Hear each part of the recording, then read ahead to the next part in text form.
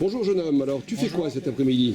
Eh ben, on étudie une maison, enfin plusieurs types de maisons, mais aujourd'hui on étudie une maison spéciale où on regarde où elle se situe, à l'altitude précise.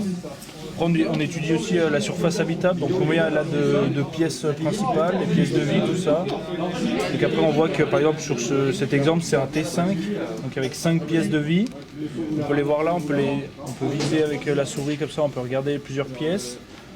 Et après on étudie le BBO. Alors, c'est un terme un peu bizarre, mais en gros c'est quand on regarde l'éclairage, le chauffage, les résistances thermiques, on additionne tout ça et après on étudie.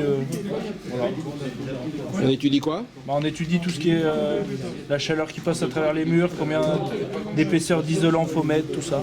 Alors moi, en ce qui me concerne, j'étudie et je calcule la conductivité thermique de chaque paroi. Donc chaque paroi a une conductivité thermique différente.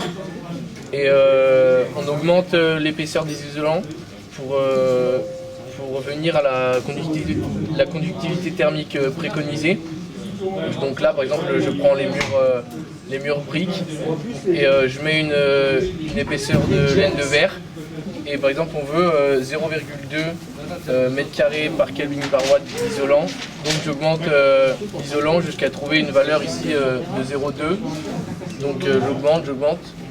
Et on trouve qu'il faut 8 cm d'isolant pour arriver à la valeur de conductivité thermique préconisée.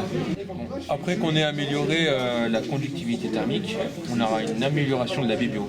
La BBO, c'est un terme en quoi le besoin des habitants et du bâtiment est amélioré. Et donc on pourra respecter des normes comme la RT 2012. Et du coup, on a un seuil inférieur à ce qu'on a été demandé. Et du coup, on respecte toutes ces normes. Voilà.